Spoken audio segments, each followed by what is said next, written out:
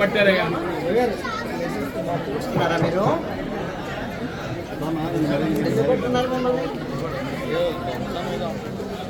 స్వామి ఉంగరం పోయింది, చూసాను 5 గంటలు మీరు తీసారనేది సీసీ కెమెరాలో చూసి మిమ్మల్ని పట్టుకొచ్చారు. ఇచ్చేయండి.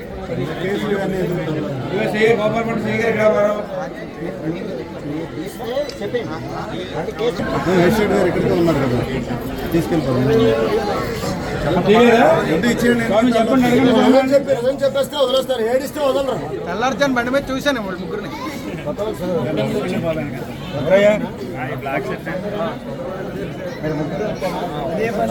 చెక్ చేశారా?